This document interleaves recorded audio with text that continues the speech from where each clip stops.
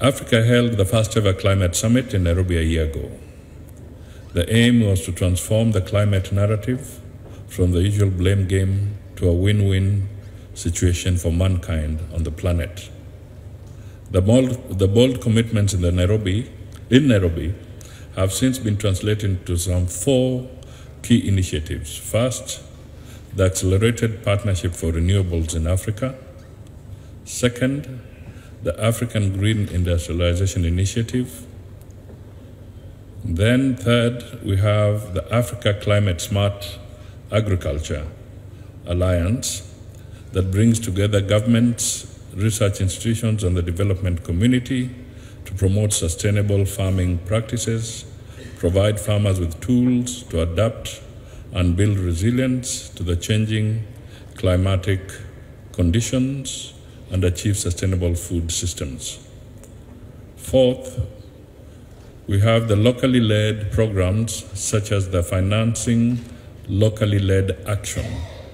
This is Africa's approach and model for global climate policy to help local communities implement climate solutions tailored to their unique challenges.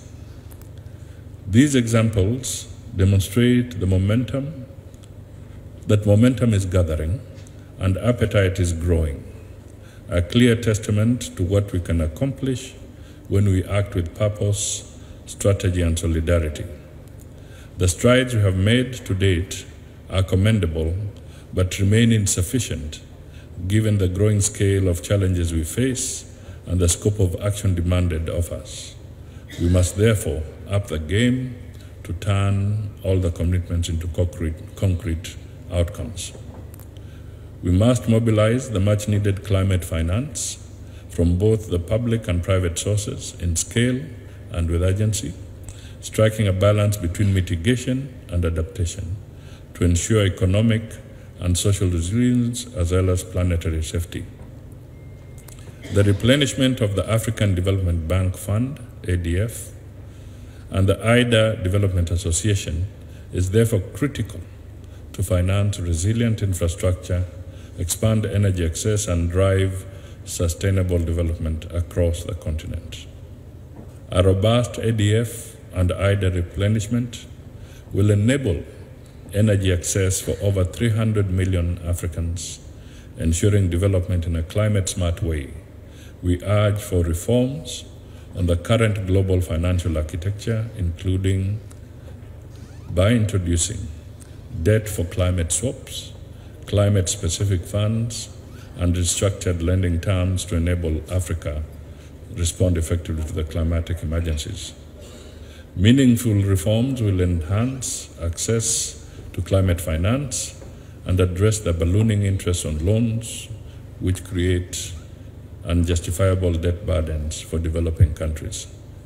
It will also create equitable financial systems and empower the developing world towards achieving their climate and development goals. The Pact for the Future, adopted recently at the Summit of the Future, underscores the call for shared responsibility and mutual accountability. The true spirit of this pact is that challenges can be daunting but surmountable when we act in concert. I invite each and every country to join us in galvanizing a coordinated, collaborative effort to fulfill the goals of the Nairobi Declaration and beyond. Accordingly, I propose the following 3 imperatives. 1, strengthen multilateral and regional collaboration as well as country ownership. 2, elevate adaptation as a priority. Adaptation is a matter of survival, justice, and dignity for millions of Africans. 3, champion the financial architecture reforms. We should advocate for financial reforms to grant African nations greater flexibility, autonomy, and significantly lower the cost of capital. We need to support the ACS Secretariat to play a pivotal role in driving climate action outcomes, including coordinating efforts across Africa's climate agenda and preparing for the next summit in 2025. The Secretariat requires comprehensive financial resources to build robust operational capacity and technical expertise to implement innovative climate solutions and strategic partnerships to amplify its impact. As I conclude, I call upon stakeholders and friends of Africa to invest in the ACS Secretariat to serve as a driver for Africa's journey toward sustainable, resilient growth. By fulfilling the commitments in the Nairobi Declaration and the Pact for the Future, we will collectively create a legacy of resilience, equity, and sustainable development. Let us maintain the momentum with renewed commitment, innovation, and collaboration. Together with partnerships, we can lead, inspire, and transform.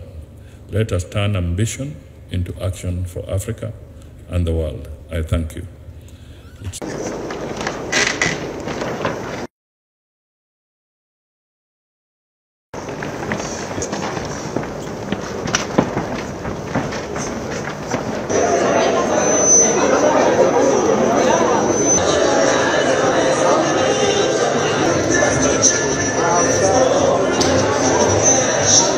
Us to endorse the Nairobi Declaration that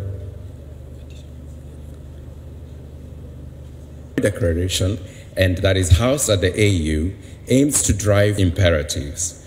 Our people, our economies need globally on the climate agenda. We have a great progress we've made since the summit and agreeing on what we're going to do together.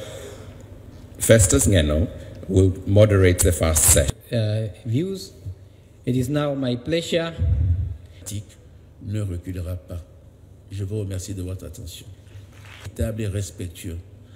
Partons d'ici avec une conviction renouvelée.